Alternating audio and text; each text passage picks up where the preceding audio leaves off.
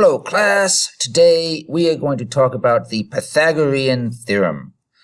So a lot of you already know the Pythagorean Theorem. The Pythagorean Theorem is that a squared plus b squared equals c squared for right triangles. So most of you are fairly familiar with this, but what I'm going to do first, I want to prove that this works. So what I'm going to do is we are going to show you a graphical proof that the Pythagorean Theorem works. So what I have two squares. Both of these squares have side lengths of a plus b, right? A plus b, a plus b, a plus b, a plus b, all the way around. Right? So as an equation, I have a plus b squared equals a plus b squared, right? Because they're both a plus b. Now, what I can do is if I come over here to where my a length and my b length is, and I just connect those over here and connect them over there, I end up with this. Right. So now I have four of these AB triangles and square C, right? The C square. Over here, I also have four of these AB triangles and there, and I have a little A square there and a B square there. So I'm going to rearrange my equation here and call it that. So I have four triangles plus C squared equals A squared plus B squared plus four triangles.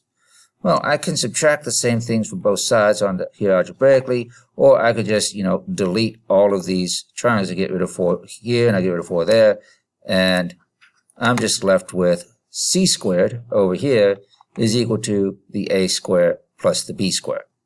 And so you can see the Pythagorean theorem, c squared is equal to a squared plus b squared. Now, one thing that's very, very important, notice on all of these, the c in your triangle, that is the hypotenuse. That is the longest side of the right triangle. It is the side that is opposite the right angle. Okay, but here you can see that c squared really does equal a squared plus b squared, and we've done it graphically, showing how that kind of works, a little proof of that. All right, so now let's actually get into this and let's do some examples of how we can use this. So here we have a certain television advertised as a 20-inch television.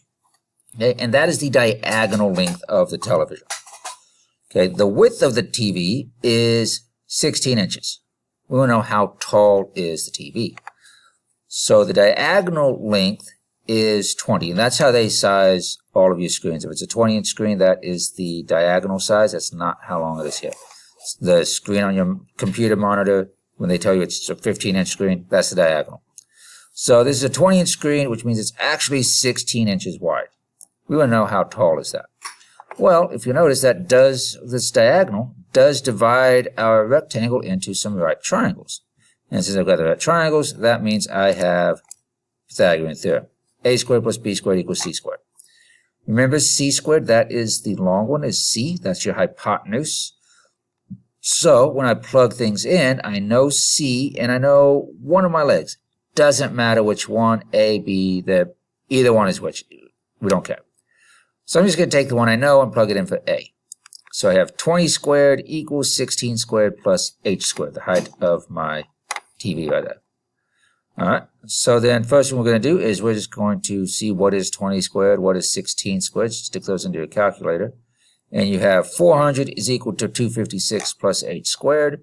We're solving for h, so we're going to move the 256 to the other side. So we subtract that from both sides, and we end up with 144 is equal to h squared.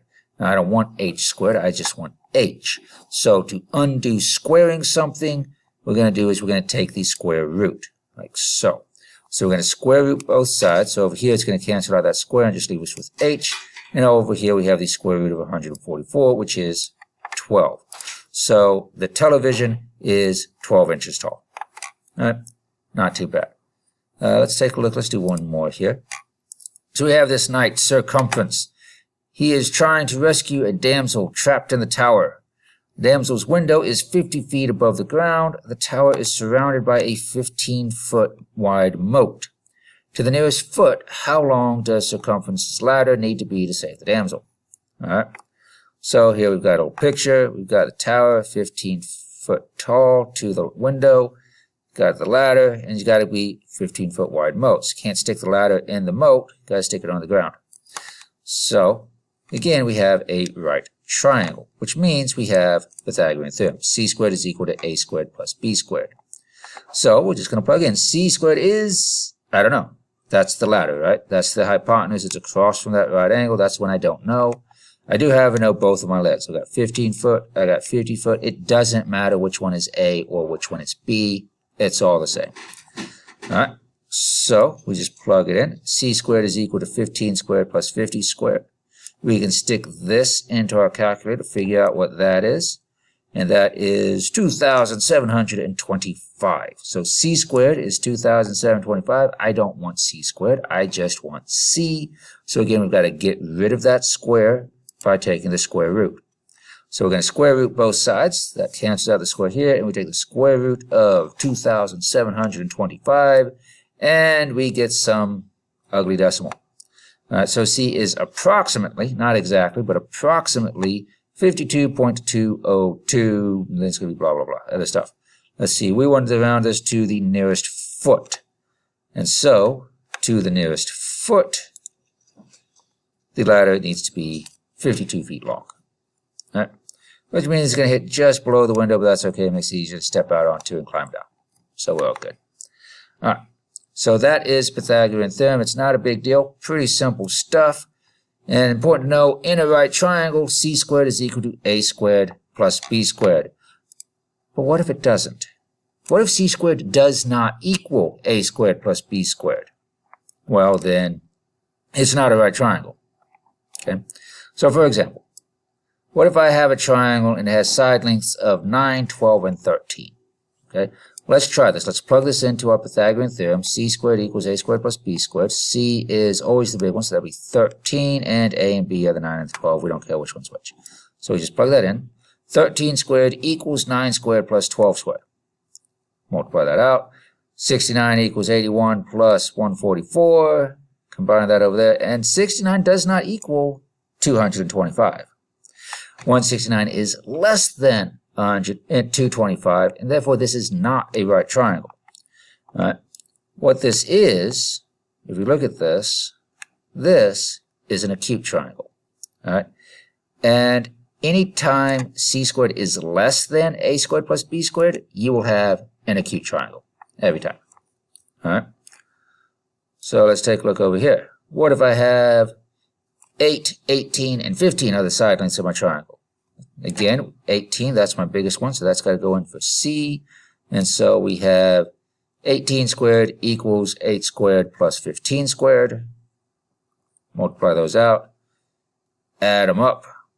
And 324 is greater than 289. It does not equal, so again, this is not a right triangle.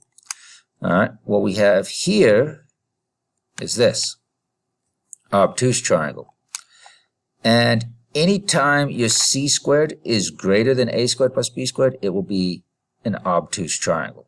Your C squared is too big, so it pushes this too wide. It's like the hinge theorem, right? The bigger the side, the bigger the angle. So since C squared is too big, pushes it out, and we have obtuse. Here, C squared is too little, and so we've got a smaller side, therefore a smaller angle, and so here our angle is acute. Always remember that the largest side is your C squared. Right? And if the Pythagorean theorem doesn't work, it's not a right triangle. But if it is a right triangle, we can use that C squared equals A squared plus B squared to solve for any of the sides if you know the other two. All right? Hopefully you found that useful, and I will see you in the next video.